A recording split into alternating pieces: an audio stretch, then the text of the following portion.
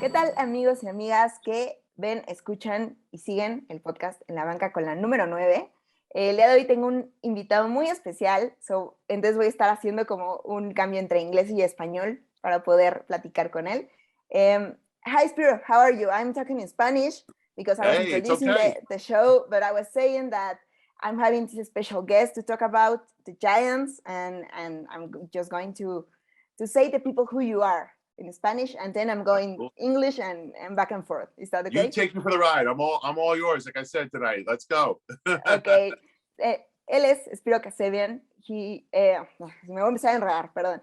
Él es co-creador del podcast New York Revival, es fan de los gigantes, y en Twitter lo pueden encontrar como Mr. Glass Half Full. Sorry for that one. And now we're going with you, Spiro. I was saying to the audience that you have this amazing podcast. You are co-creator of New York Revival. You are a Giants fan, and you are here with me tonight to talk about the Giants. Absolutely. Very psyched to be here. Thank you for having me, first off. Hello, Mexico City. Hello, everybody.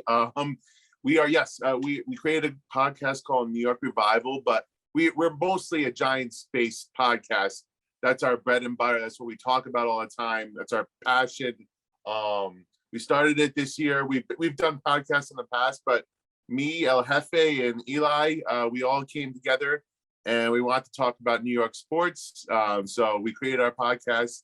We've had the likes of Tiki Barber on, and we're hoping to get a lot more Giants on. But yeah, listen, like I said, our passion is New York Giants. We talk about it all the time. I'm excited to talk with you about the New York Giants too. Excited to be here. Yeah, thank you. And that was amazing. I didn't know that you had Tiki Barber, actually. Oh, yes. I met him at the NFL experience like in 2020 before the whole world exploded. And he was pretty cool, you know? He is cool, man. He's cool. He knows his stuff. He's on New York Sports Radio now over here. So he talks about everything. But, we have to hammer him with Giants talk. He talked about all about the Giants.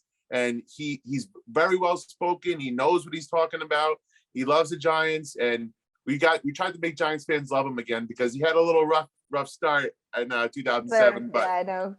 Once you listen to him and you hear him out, you know that he's a good guy.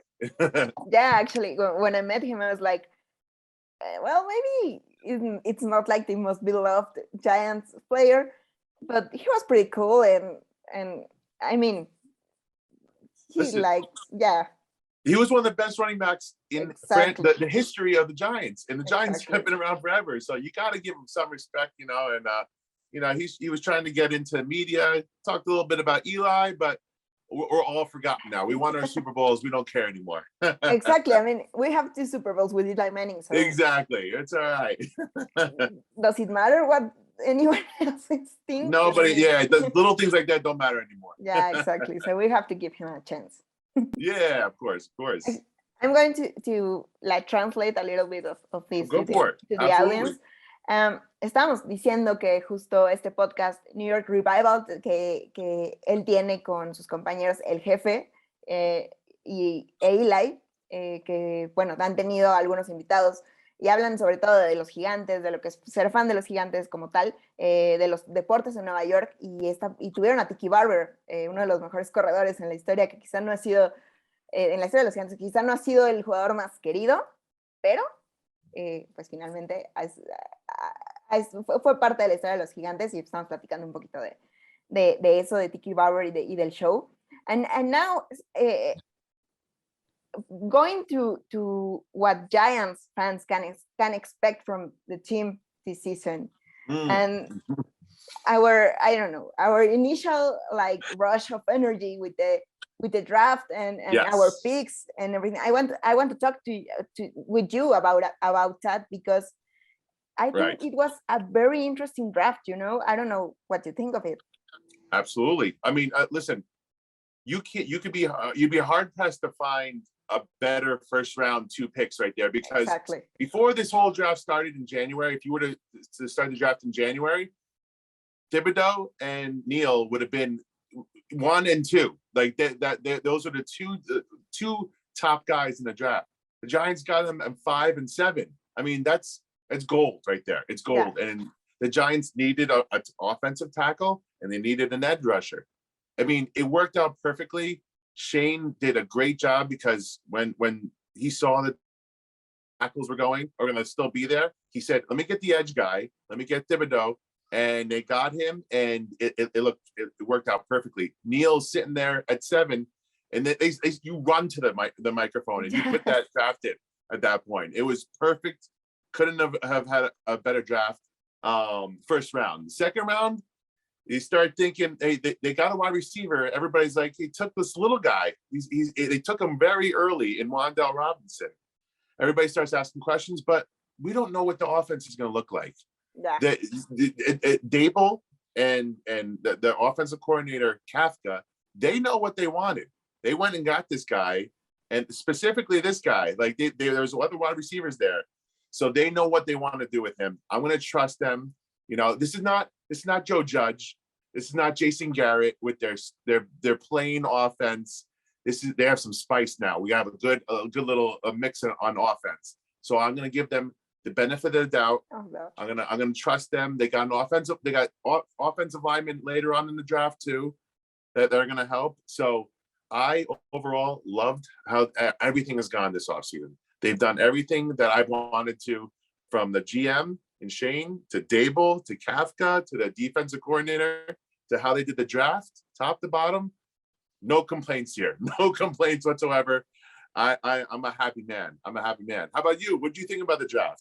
Yeah, actually, I was pretty happy. I was pretty hyped when I saw how things like evolved, because as you said, you would think that Thibodeau would be gone by third, at least.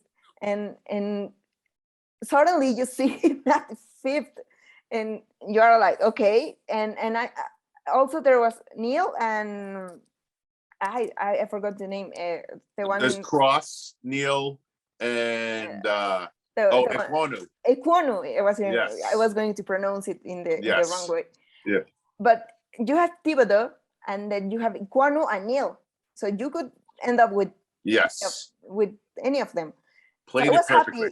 I was happy at that point. I was like, yeah, maybe they should keep their 7th, because they're having their offensive tackle there. And actually, I wanted Thibodeau, but I didn't know if he was going to be available at that point. It turned out he was there.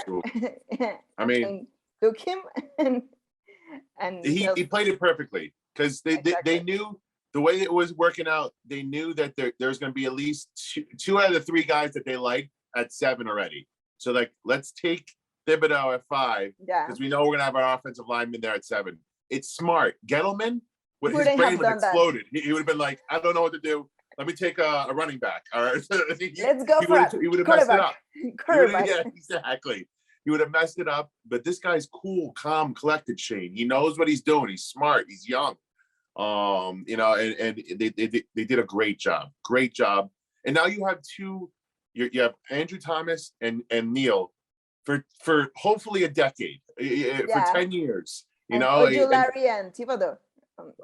You have Ojulari, exactly. You have 2 ends on both sides, and you have a foundation now. The Giants have been missing a foundation for the longest time. Now you could build things after that inside. Exactly. But you gotta protect the outside first, and you gotta come pass rush from the outside. So that's what they did, and couldn't be happier. Yeah, I know. Right. I mean, I was really happy with that first round. I'm going to translate that part. Absolutely. For our Mexican fans and Latin American fans.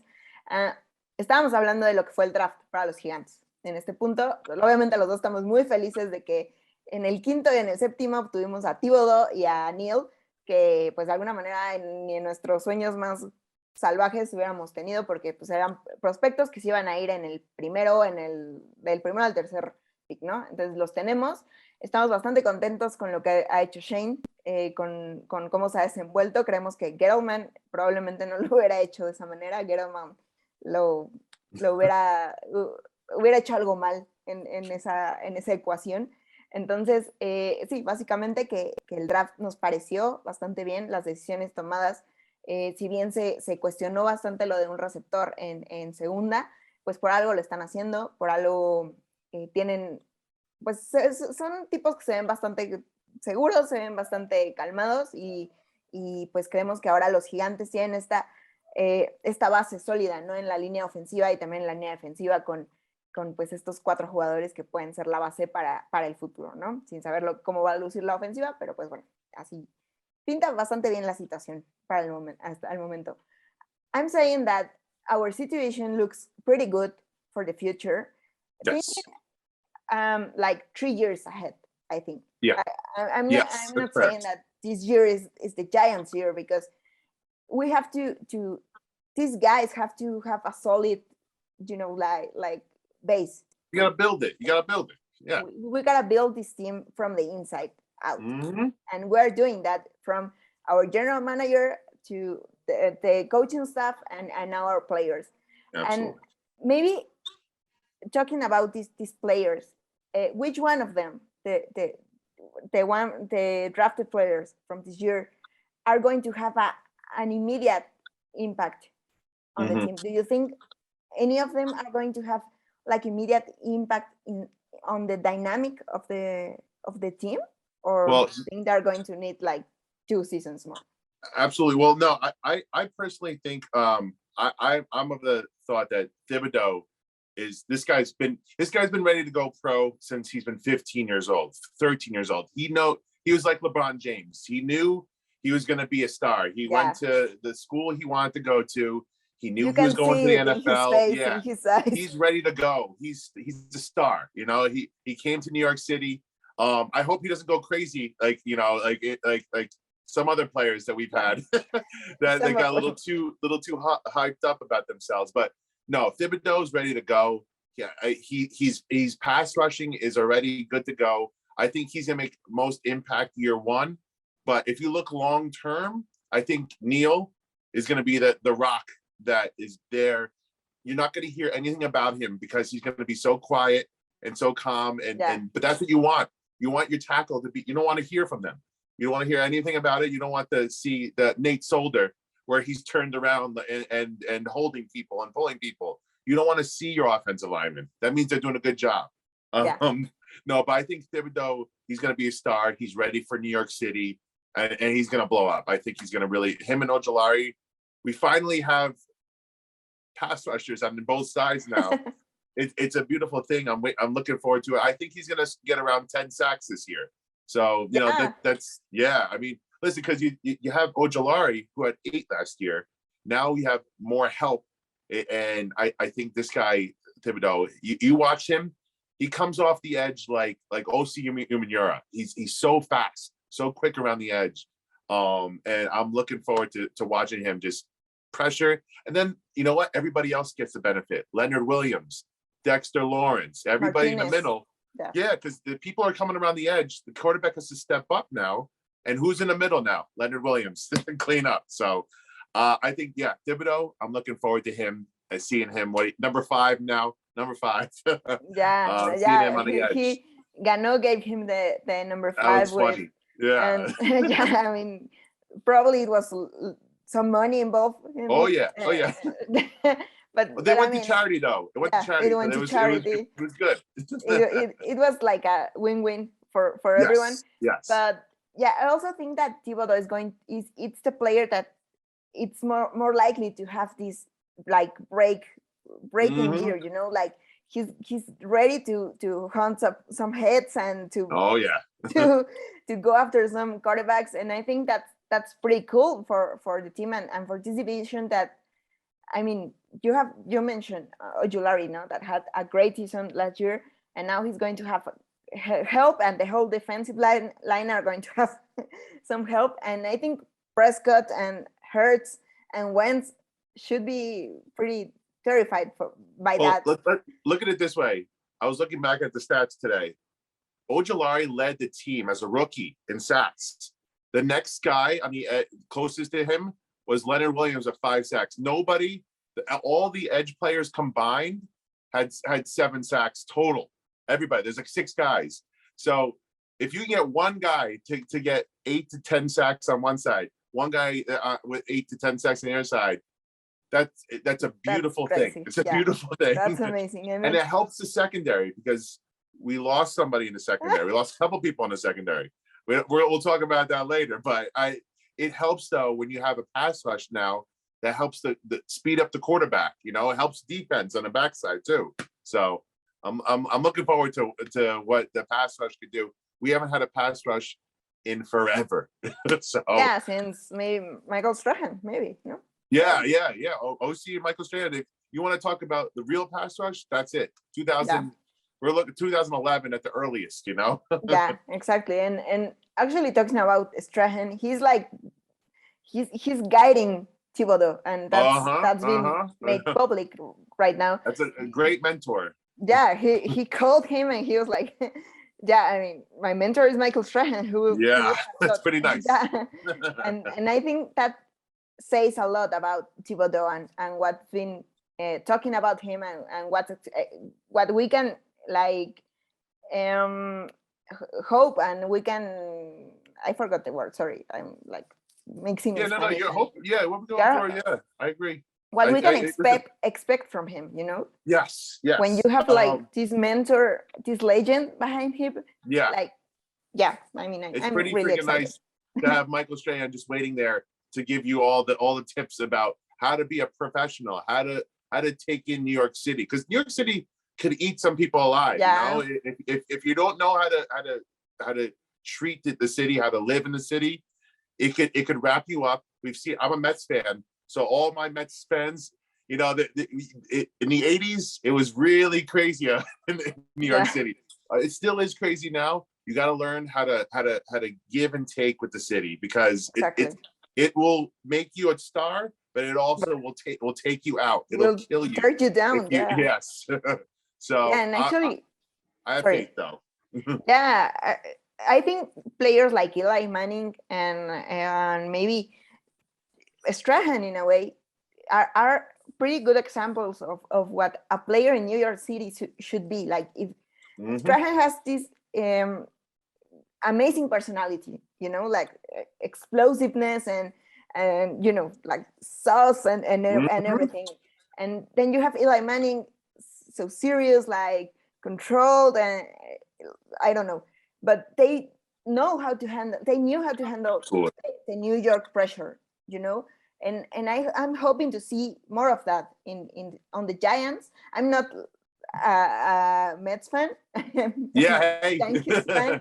But and I'm a Nets fan. Derek Jeter. He exactly. handled it as perfect. Exactly. He knew how to handle it. Yeah, you have to have this personality, this like stable and controlled personality, but you can also be a star, you know. You can be this. I mean, OBJ.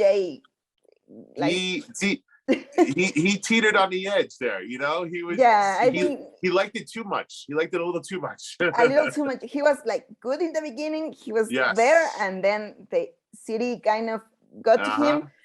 But he still says, and he said last year, like, I love New York, you know. Who doesn't love? Hey, bring him on back. I don't care now. What's done is done. Yeah, we'll give him like, I don't know. I hope he's growing up. You know, it's tough. Listen, if you're 22 years old, 23 years old, and you're getting millions of dollars, of course you want to go on a city party and you're a star. Everybody loves you. Everybody wants to be next to you. It can wrap you up, you know. You can get wrapped up in it. And Odell kind of got wrapped up in all the good stuff about the city. And, you know, he started not losing his way, but he did too much stuff off the field that and didn't focus on the field. And I just hope Thibodeau will be more, he'll see that. He saw that, and Strahan will rein him in and be like, listen, it's about football first. The fun will come. The fun will come later. Yeah. And yeah, I mean, Thibodeau is like, I think he has the spotlight right now. Yes. But I also think that, as you said, Neil can be this rock for the team, as Thomas should be like in. Absolutely. This year, I think Thomas would be leading the offensive line, and maybe Neil, with the seasons and the time, will become this.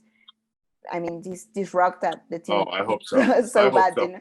because if they do good, if they prove themselves, I think it doesn't matter if we have Daniel Jones, you know. Agreed.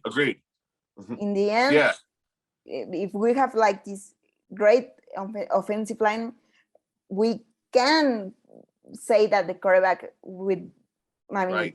it would be another thing to think about. We haven't been able to judge Jones because he's always on his back. He's always getting hit. We haven't been able to judge Barkley because he can't get behind the line of scrimmage. I mean, so like, I want to at first be able to see what these guys could do for once, you know. Exactly. And we now have a good offensive coordinator and an offensive mind, a head coach that will bring the best out of the players. We finally are. So this season might be tough, but at least we'll get some answers. We get some answers finally. How good is Jones? How good is Barkley? You know, let's see. You know, I'm excited. It's not about wins and losses for me this year. It's about what our team's going to be and who's going to be part of the future. Exactly. Because I think that's what it has to be. Yeah. Yeah. I'm going to say that in Spanish because we've we talked about a lot. No, that's fine. Estamos hablando de qué jugador de los drafteados este año podrá tener un impacto directo durante esta temporada, en el 2022, y los dos estamos de acuerdo en que sería Thibodeau. Sin duda creo que Thibodeau trae esta personalidad, los dos creemos trae esta personalidad de estrella, pero también pues de jugador que va a impactar porque pues trae a Michael Strahan ahí de padrino, ha tenido como que todo este spotlight en él, que creo que va a ayudarlo bastante y va a ser, vamos a tener a dos bestias ahí en el pass rush. Y también Evan Neal en el futuro pues tendría que ser junto a Andrew Thomas la base de esta línea ofensiva, que es sobre lo que se va a construir el equipo, ¿no? Al final del día también hablamos un poquito de lo difícil que puede ser Nueva York para un jugador, ¿no? Para el jugador, ya saben, los equipos Yankees, Mets, Nets, Knicks, Gigantes o Jets, la situación es que pues es una ciudad complicada, ¿no? Entonces tienes que tener una personalidad que se adapte a la ciudad para que la ciudad te eleve y no te coma, como también hablamos del caso de Odell Beckham Jr., que pues fue este jugador que tuvo este gran impacto al inicio y pues después la ciudad lo comió un poquito y ya sabemos, ahorita ya tiene su anillo, nos alegra bastante esa parte, pero pues al final del día tienes que tener una personalidad bastante sólida, tranquila, como equilibrada, para que Nueva York no te coma, ¿no? De alguna manera. Y bueno, también hablamos de que Daniel Jones y Saquon Barkley pues van a tener que, ahora tienen esta posibilidad de demostrar qué tan buenos o malos son, al tener una línea ofensiva que realmente les va a dar la oportunidad de demostrar su potencial. Entonces, básicamente, eso fue lo que platicamos ahorita. Vamos a seguir con la parte, con la entrevista en inglés y ahorita les traduzco un poquito.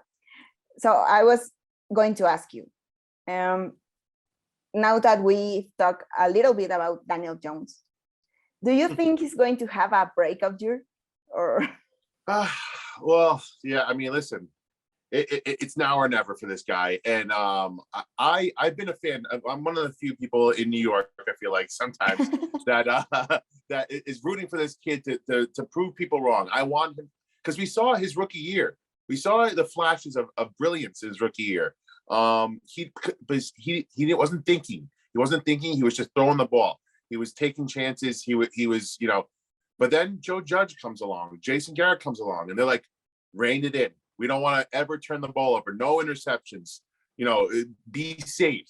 And that ruined the kid. It ruined his confidence. He didn't know where to go with the ball. He didn't want to take chances.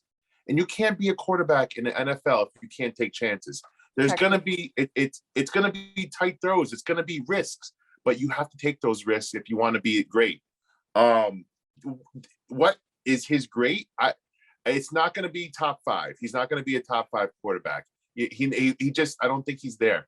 But can he be top 10 where he's going to win some games for the Giants and he could be a good quarterback, throw for 25, 30 touchdowns, you know, run for 5 touchdowns. Because he's got legs too. He could run the ball. Yeah. He's got the physical tools. It's about the mental for him. You know, stop thinking so much. And you see Dable, he said it 5 times already. I don't want him to think. I want him to be aggressive. I want him to not be scared. That's what he has to do to be a good quarterback. I think, personally, he's going to have an okay year this year, a good year, where he had like his rookie year. without the fumbles, which is good. 25 touchdowns, not fumbling the ball all over the place because Nate Solder's getting you killed back there. He'll have time. I think he's going to throw for 25, 30 touchdowns. He'll run. He's going to have a solid season. But is a solid season good enough to keep him for the rest of the time? That's the question. I don't think Daniel Jones is elite. I don't think he's got that top 5 potential. And, the Giants could keep him for another year or two, but he's not the future anymore. I know that now. I love the kid. I think he's I think the Giants were so safe. They're like, oh, we want the next Eli Manning. Very calm, collective, smart, but he doesn't have that. He doesn't have Eli's clutch, he doesn't have the it factor, he doesn't have it. And, I hope he goes out and proves people wrong. I just don't think he's going to be the quarterback of the future for the Giants. Yeah. It's actually sad to say. Yeah, it's pretty sad, but I kind of think the same. So I'm actually, I agree with you on the Daniel Jones subject, because I think this kid hasn't been, his career hasn't been easy, the offensive line was terrible, but it's been terrible since like the last Super Bowl. So Eli Manning had a lot of issues with it too. It wasn't like Eli Manning's fault, everything that went bad in the past. And the same with Daniel Jones. I think he has this good personality. He's very calm and collected, but you're right. He's missing this factor, the it factor, the explosiveness, maybe what just Allen does have, Yes. And actually, I think maybe we have this opportunity of bringing out the best in Daniel Jones, because we have Dable, who's practically Josh Allen and brought him to this stage in his career, And I think Josh Allen is elite, obviously. Oh, for sure. Daniel Jones probably won't get there, but I do think that he's going to be better this year with the offensive line. But I do have doubts about our receivers, like the offensive. I don't know if they are going to answer, in the way that. No, I hear you. Listen, if Kadarius Toney could stay on the field, he could be it. But we saw him so little, but he gave us so many flashes of like brilliant play. This guy looks like a joystick. He's all over the place. Like, he's amazing. He saw people coming from left and right that I couldn't even see. Yeah, he was so quick and everything. If he stays on the field, you might have something. If Kenny Galladay, I don't know what happened to Kenny Galladay last year. I just want to erase last year and pretend like it never happened, because he looked like he didn't want to be there. He looked slow, didn't care. Which, to be fair, in that offense, I wouldn't want to be there either. To be honest with you, it was real bad. But if these guys could stay on the field, I think Daniel Jones has enough to beat with Barkley and Galladay and Toney and the new guy Robinson. Hopefully Shepard comes back.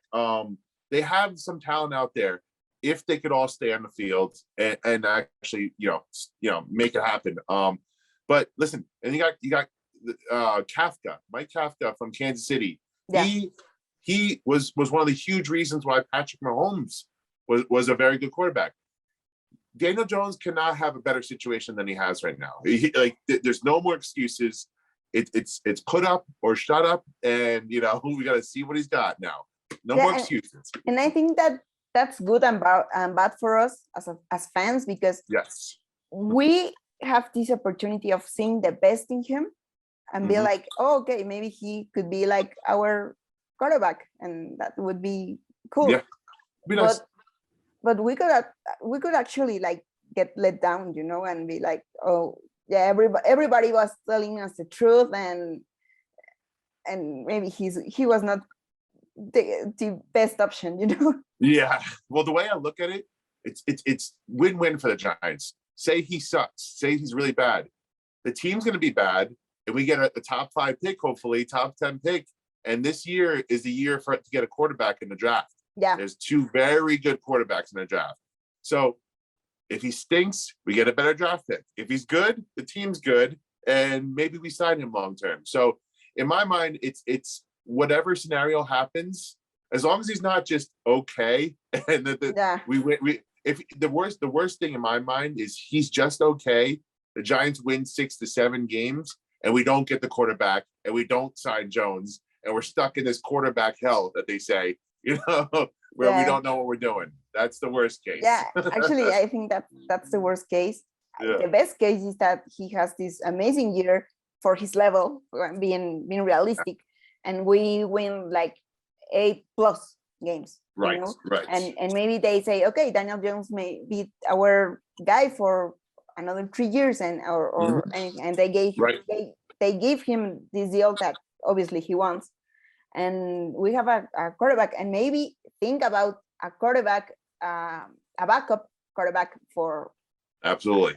I don't know, for the future, Absolutely. You never know. And now we have a backup quarterback this year too. That's a very good point, because we saw what happened last year when we didn't have backup quarterbacks, and it was the worst offense we've ever seen in our lives. I was going through hell with that guy.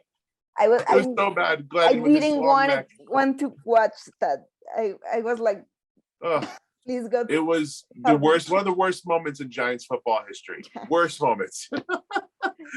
2 quarterback sneaks in a row from your own 5-yard line. They did it. They were scared to even throw the ball. They were scared to throw the ball. Yeah, now we have Tyler Taylor. Sorry, Tyler Taylor. Yeah, he's won some games in this league. We finally have somebody who could step in, because Jones gets hurt every year. That's another thing. He's got to stay healthy. So that's another thing he's got to prove this year. You can't get hurt every year, 2, 3, 4, 5, 6 games. You can't have it. That's why Eli was one of the best, because he was always there every single Sunday. I think that was really hard for Giants fans, because we were used to having our quarterback, like he was healthy and everything was fine, even our offensive line, and he was getting hit and everything. He was always healthy, and we weren't used to this, like having our quarterback like hard and lots of things happening to him, like almost breaking his neck and stuff like that. So I think as Giants fans, we have to get used to it, because that's the game now, right? Yeah, absolutely. For the quarterbacks, the game is more physical, and they get this dynamic of running and mobility that they have to do. They have to get right. So it's more. Yeah, everybody wanted the mobile quarterback, somebody that could run. This is what happens when you have a mobile quarterback. They get hurt sometimes. So it's the catch-22, which is why you always have to have a good backup nowadays. You always have to have a good backup. So that the first thing that Shane said when he got here is like, we need to get a backup quarterback, because we're not going to let last year happen again. Because I'm not going to be stuck with Mike Lennon. Yes, it's not going to happen. Jake Fromm. Yeah, no. I mean that was just terrible. But yes, I'm going to translate this part. Absolutely. Estamos hablando de lo que Daniel Jones, el tema de Daniel Jones, que realmente este será su año, no será su año, realmente no lo sabemos, pero en definitiva tiene una mejor línea, que creo que eso lo va a ayudar bastante, y vamos a ver si es bueno o malo. En el peor escenario, pues puede ser que nos quedemos ahí en el medio, ¿no? Que ganemos 6, 7 partidos y no tengamos a un buen pick para un quarterback el próximo año, y pues nos quedemos con Daniel Jones o no nos quedemos con Daniel Jones, ¿no? Como este limbo. En el mejor de los casos, Daniel Jones tiene un año genial, maravilloso, y nosotros pues ganamos más de 8 partidos, le dan su contrato y todos son felices, y el próximo año pues vemos un backup, o dentro de 2 años vemos un backup de confianza que sea para el futuro, ¿no?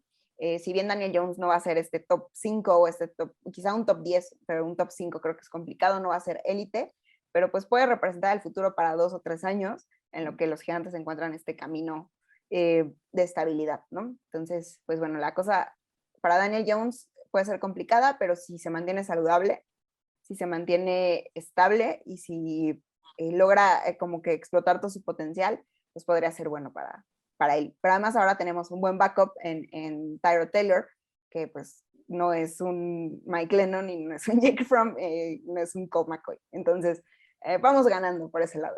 I was saying to the audience that we are in a way winning because we don't have Mike Lennon anymore. So we are true. So we're true. in a better place right now. Yes, exactly. 100%. And also Saquon, I think apart from Daniel Jones, Saquon is, I really trust him. I trust in his abilities. I trust in his physical form, and I really hope that he gets this opportunity to shine bright like a diamond and actually be our running back, because I think we need him to be. 100%, 100%. And there's been too much hate for Saquon in this fan base. And it's not his fault that he was drafted number 2. Everybody's got to remember that. He didn't choose to get chosen at number 2. So you can't hold that against him, you know, and you can't hold against him that he's had one of the worst offensive lines in the league over the past 4 years to run behind. He tore his ACL, and it was a bad injury. It was a really bad. It wasn't just your normal ACL, MCL, ACL. Like, his knee was gone. It takes more than just 1 year to come back from that mentally, than physically.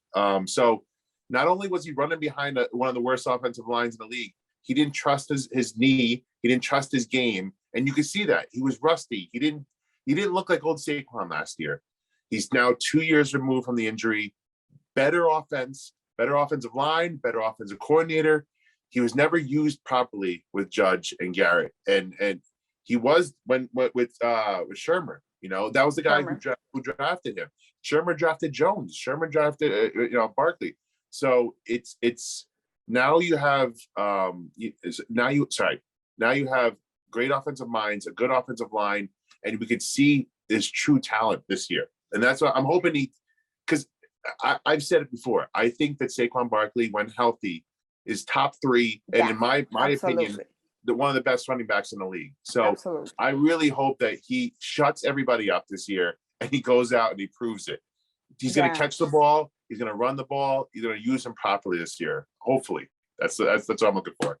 Yeah, I hope that too, because as you said, I think if he stays healthy and if he can prove that he is a top 5 at least, but I also think that he could be a top 3 inside the league. I think, he could be our greatest weapon, even though we don't have these big receivers names, you know. But we have Saquon Barkley. That would be our signature, and Daniel Jones and our defense. That would be absolutely great for the Giants. I hope that if someone would say to me, like, you have to choose between Daniel Jones and Saquon Barkley, I would say, please make Saquon like this beast and make him to stay healthy and help him to stay healthy. Agreed. Daniel Jones, I mean, maybe we could find another one. Whatever. I don't know.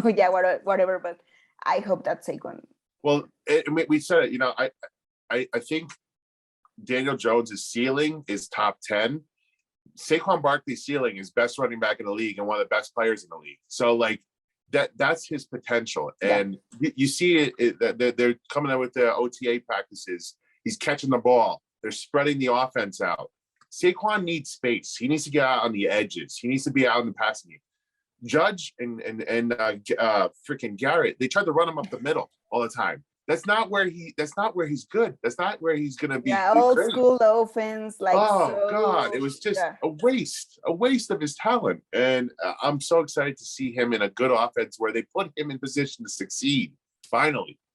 Actually, I also think that he was just. I don't know.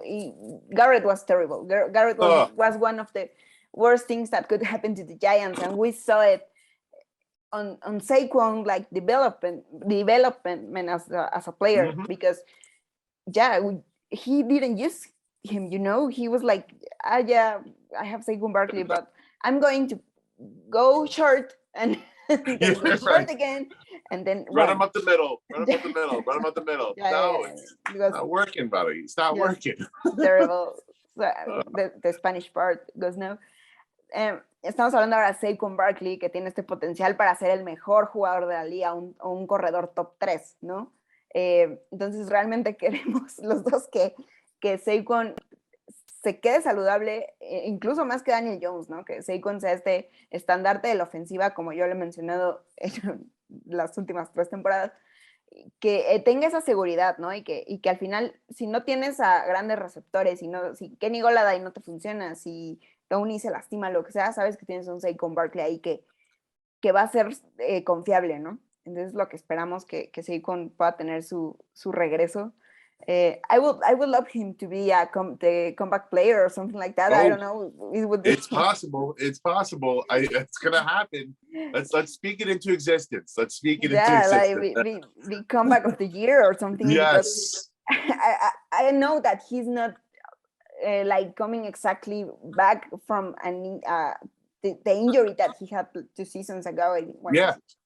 But if he gets back to the level that he showed to us in his first year, even the second year too. Yeah, I think that's where everything started. Yeah, that's where it went down. But during his rookie year, I think that would be amazing for the league and for the Giants, because he is going to be this incredible weapon.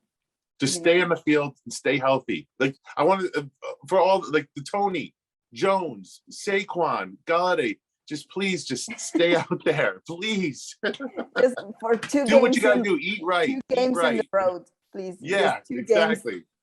It's not asking too much. Yeah. 2-3 games, we could work with that. Exactly. And now, if we talk about the division, we were talking earlier about the Eagles. I hate them. Yes. They are terrible. They are my worst nightmare. My worst. even I hate them even more than I hate the Cowboys. Washington for me are like, but the Eagles, nobody cares about Washington. Yeah. The Eagles are like, they are making every year. They are making me hate them even. Like they are planning this situation against the Giants, and it's just terrible. But do you think that the Eagles are the top rival or the top the top rival inside the division, or the favorite inside the division? Yeah. I'm gonna say so. I think Dallas they had a chance to take the division and they blew it. Dallas absolutely blew it. They're getting older. They've used too much cap space. Dallas' championship window is closed. They're done. I think they're out of the way after next year. Yeah.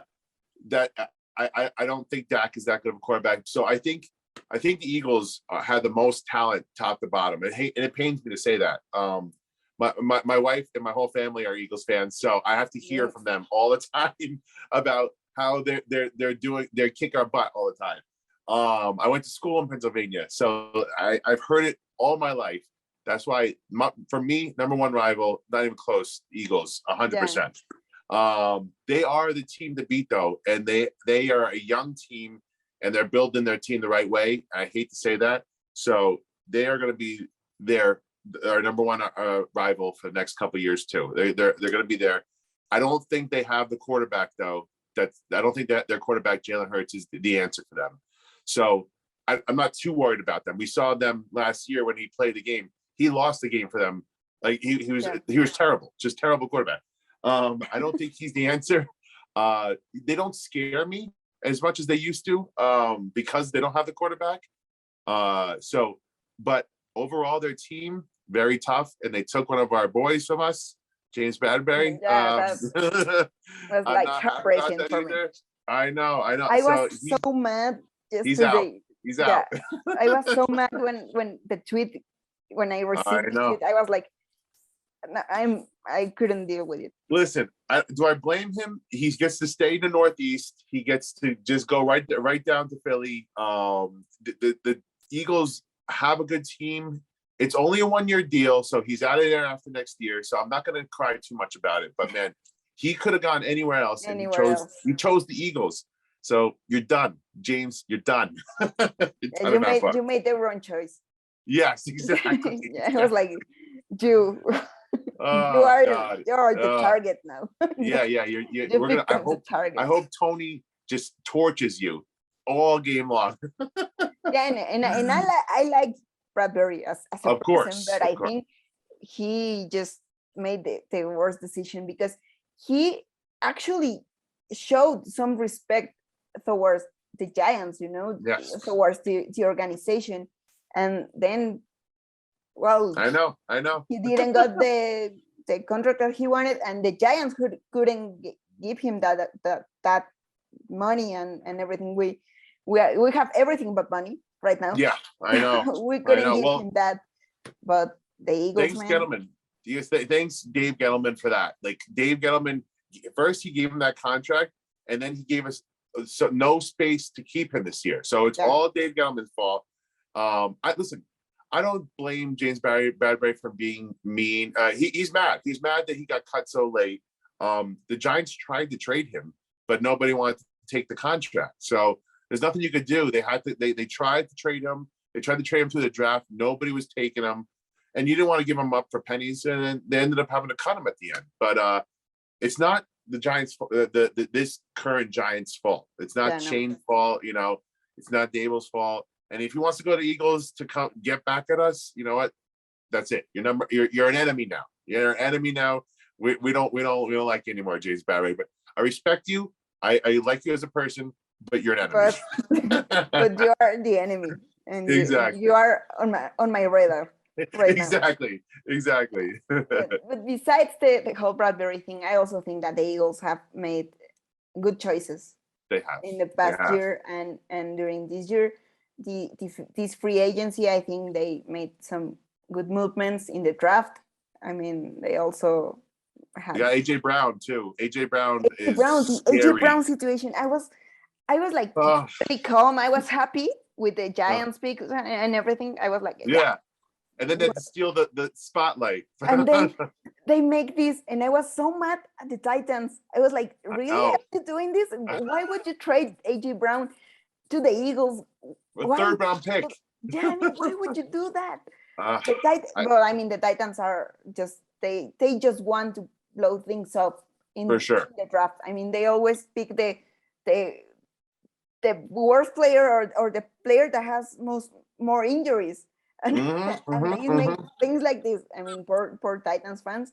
But the AJ Brown was. That's gonna suck. That was when I saw that. I was like, the Eagles right now are the rival, Yeah, no more absolutely. Cowboys. Washington win with Wentz, okay, maybe they will win some games, but right. Listen, like you said, that Brown move that put them on the map as now one of the favorites. That vaulted them to the top. As much as we hate to say it as Giants fans, enjoy it while you can, Eagles fans, because we're gonna come for you next year. We're gonna come for you. Next year you're dead. Exactly. That's it. Yeah. The whole Eagles and Browns and Bradbury. I mean, I've been hating the Eagles forever, but since their Super Bowl win, I was like, okay, they were so annoying and everything. And then the only time I've been rooting for the Patriots my whole life. Yeah, exactly. And they lost. Exactly. Like, okay, exactly. Great New England. And then they make this movement with Peterson in that game against Washington that they lost, and we got on out. Purpose. We got out of the playoffs because of that. As if we didn't hate them enough, they had to go do that. And last year with the trade between them and Dallas, gave Dallas Micah Parsons that he wanted to go there anyways, but. I mean, in the moment, you were like, why would you do that? Why would you help Dallas? The Eagles took the wide receiver the Giants were going to take in Devontae Smith. So everything they do just sticks it to the Giants, I feel like. Which, listen, this is why you're rivals. This is why I love it. I love that there's a rivalry. Me and my brother-in-laws, we talk crap all the time. My father-in-law, same thing. But my wife, me and her go at it all the time. But listen, it's legit. There's legit hate there, and I love that. I love it. Yeah, I know. Yeah, it's on now. I mean, yes, it's on. You're right. We can lose all the games, but the Eagles game, win that. Yes. Yeah, we need to win those because 100%. I'm going to be pretty mad if if we lost against, if We we lose got this. against We the got Eagles, yeah, we have to be really be like calm and That's our Super Bowl. That's our yeah, Super Bowl. that's our yeah, right now. The division Yes. games against the Eagles are our Yes, Super exactly.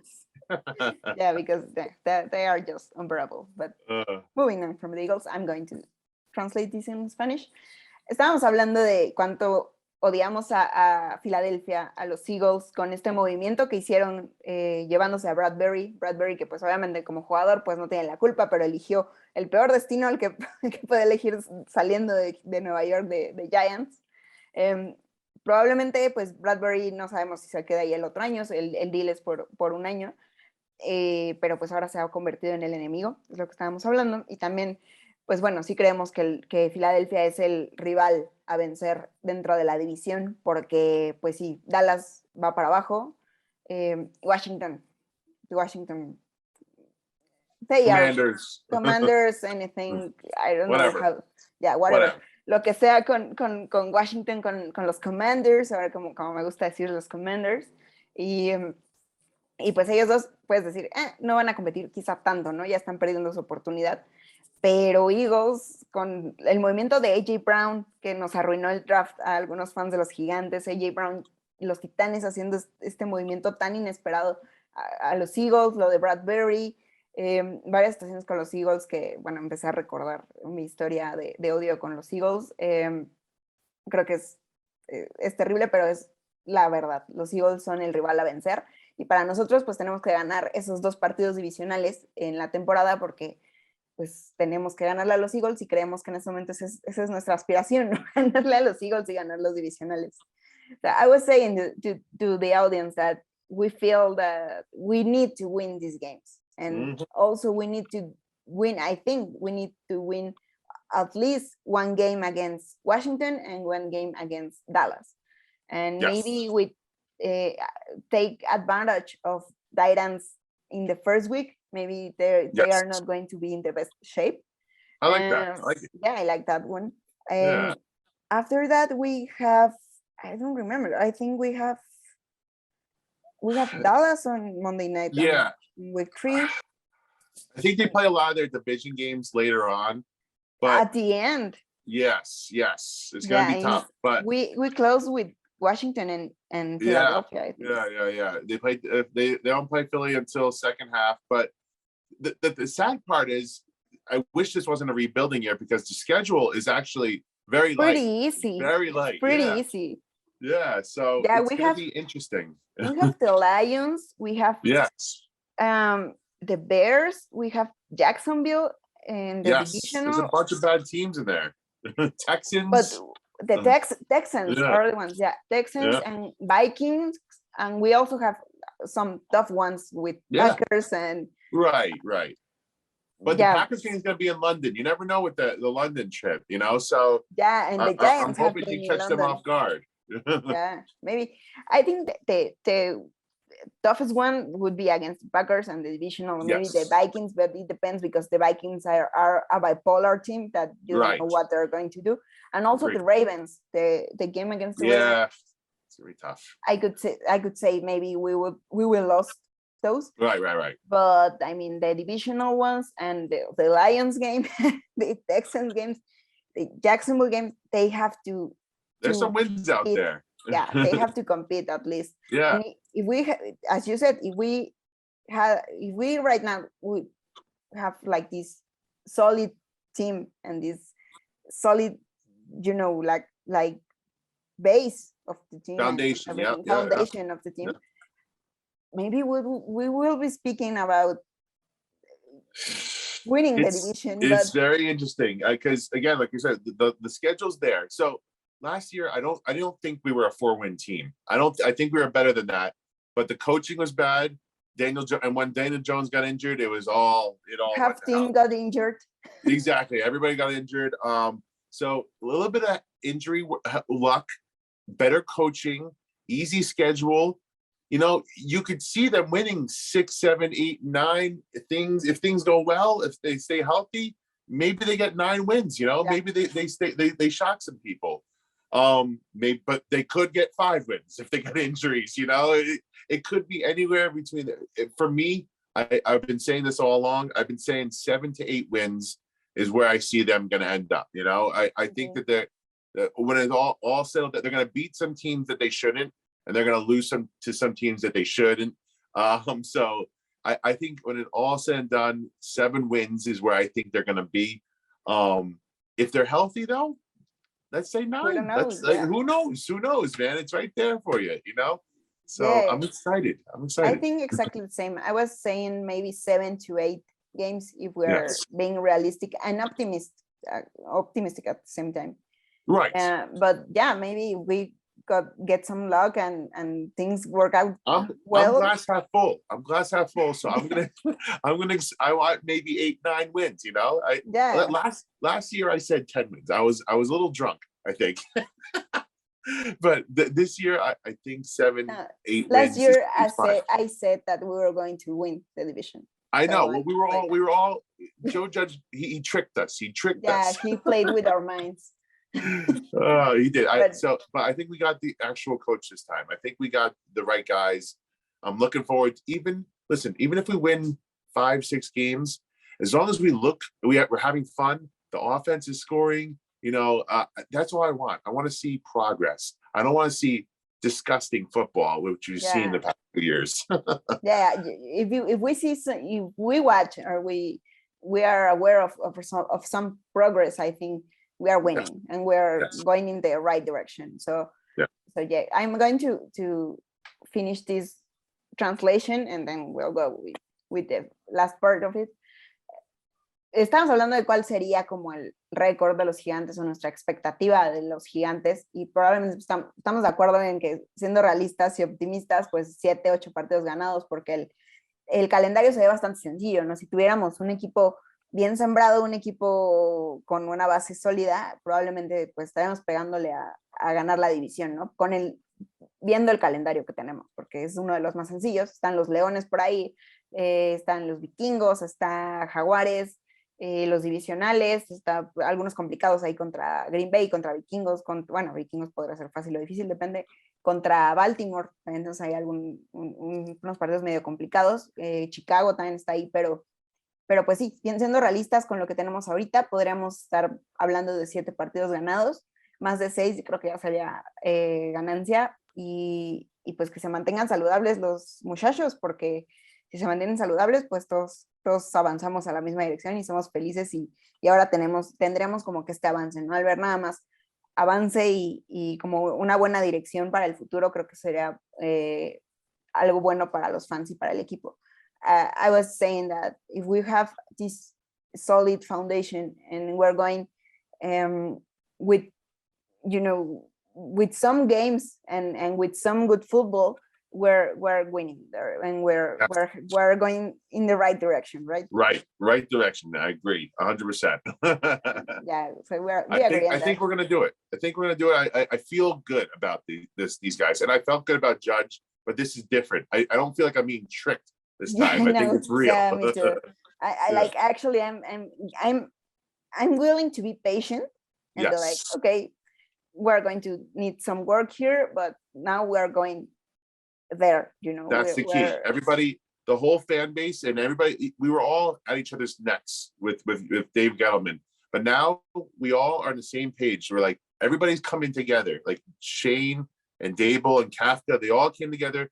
Now give them some time, give them 2 years, you know, give them 3, and we'll have patience if we see them building in the right way. So we're willing to be patient this time, and we are confident, I think, in a way, but we're not like dying to have something. No. So I think that's a good thing.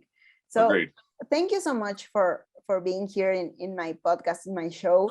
I really enjoyed this chat with you, this like hour or so. I think we same. Yeah, but I really enjoyed this time talking to you about the Giants and what we hope this season will be like, you know. And I don't know, tell our audience where can we find you? Yes. So my Twitter page is at Mr. Glass Half Full. Mr. GHF. Our podcast is called New York Revival. We're on YouTube. We're on Twitter. We hope to be getting on our podcast game soon. But please come listen, come join. We'd hope to have you on our show at some point soon too. That would be good. And we will talk off air about that. We definitely want to have you. Thank you for having me. I always enjoyed talking Giants football. It was great talking with you tonight too. It was awesome. Yeah, it was pretty awesome. Pueden encontrar el podcast en New York Revival, en Mr. Glass Half Full. Igual lo voy a estar tagueando en Twitter. I'm going to be tagging you on Twitter and on social media so people can follow you. And all the Giants fans right here in Mexico and this community that have been following me too, So yeah, I would love to be a guest on your show. I would love to be with the guys. And I really, really love this time. And I really appreciate it. Absolutely. Hey, anytime. What? Viva la gigantes? Vivan los gigantes. Vivan los gigantes. Let's go. Y pues bueno, a todos los que nos escucharon, muchas gracias. Los fans de los gigantes que están ahí pues viendo qué va a pasar con el equipo, muchas gracias. Y recuerden seguirme a mí en todas las redes sociales como la número 9. Esperen más episodios con los previos de los gigantes, más de lo que será la temporada. Y pues para hablar más de deportes, ya saben, aquí la número 9, el podcast en la banca con la número 9. Y pues muchísimas gracias a todos los que nos escucharon. Thank you so much. Anytime.